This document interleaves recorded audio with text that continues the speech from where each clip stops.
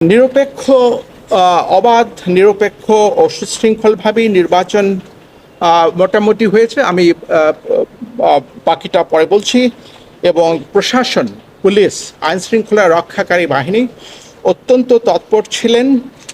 তাদের নিরলস পরিশ্রমের কারণে আমি বলবো তারা ধন্যবাদ পাওয়ার যোগ্য এবং তারা তাদের সক্ষমতা প্রদর্শন করতে পেরেছেন।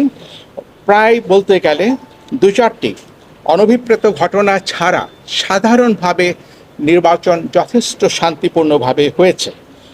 শুধু নির্বাহী প্রশাসন বা পুলিশ প্রশাসন নয়, ভোট গ্রহণকারী যে কর্মকর্তা কর্মচারীগণ ছিলেন তারাও যথেষ্ট পরিশ্রম করে দিনভর, রিটার্নিং অফিসার, ভোট গ্রহণকারী রিটার্নিং অফিসার সহ তারা পেশাদারিত্বের সাথে দায়িত্ব পালন করে আজকের যে নির্বাচন এটাকে সফলতা দিতে সক্ষম হয়েছেন। খুবই সীমিত পরিসরে কয়েকটি অপ্রীতিকর ঘটনা ঘটেছে, কিন্তু সেগুলো এমন নয় যে অবাধ ভোটাধিকার প্রয়োগকে বাধাগ্রস্ত করেছে বা প্রতিহত করেছে, তা নয়।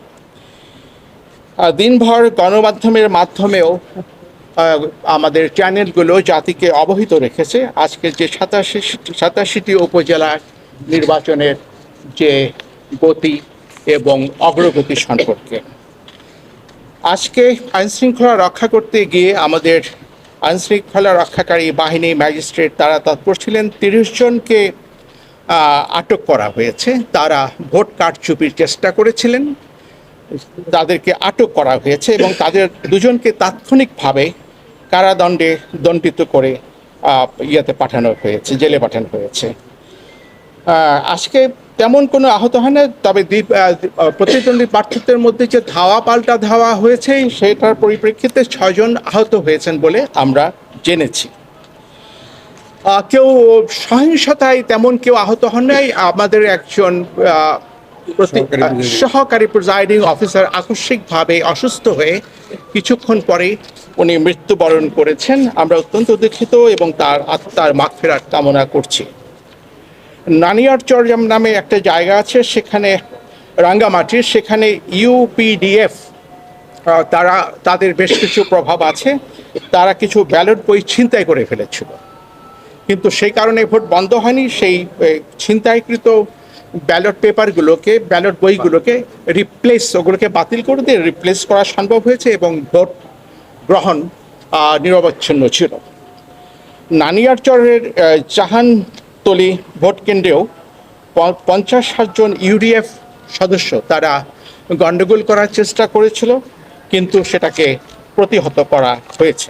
আরেকটি দুঃখজনক ঘটনা হচ্ছে একজন অ্যাসিস্ট্যান্ট প্রিজাইডিং অফিসার এবং এজেন্ট তাদেরকে গ্রেফতার করতে হয়েছে।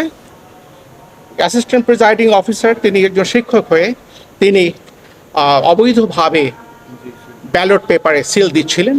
সেটি দেখা হওয়া মাত্রই জিনিসটি আইনশৃঙ্খলা রক্ষাকারী বাহিনীকে অবহিত করা হয়েছে, তাদেরকে গ্রেপ্তার করা হয়েছে।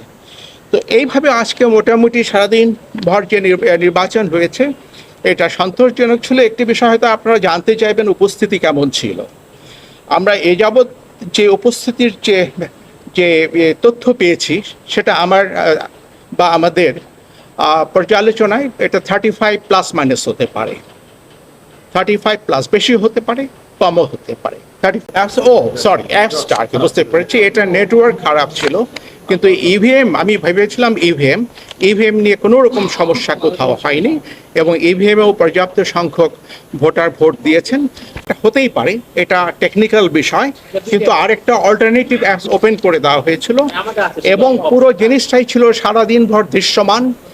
কেউ প্রতিহত করা হয়নি। যারা গেছেন, যারা অবজারভার যারা গেছেন, যারা আমাদের মিডিয়ার ভাই বোনরা সকলেই অবাধে যে কোনো তথ্য সংগ্রহ করতে পেরেছেন। সচেতন। টোটাল চেয়ারম্যান পদে প্রার্থী ছিলেন 397 জন, ভাইস চেয়ারম্যান পদে প্রার্থী ছিলেন 456 জন এবং মহিলা ভাইস চেয়ারম্যান পদে প্রার্থী ছিলেন 299 জন। অর্থাৎ প্রতিদ্বন্দ্বী প্রার্থীর সংখ্যা সকল পদ মিলিয়ে মোট 1152। আজকে যে ভোট হয়েছে ইভিএমের মাধ্যমে ভোট গ্রহণ করা হয়েছে 16টি উপজেলায় এবং বাকিগুলোতে ব্যালটের মাধ্যমে ভোট গ্রহণ করা হয়েছে।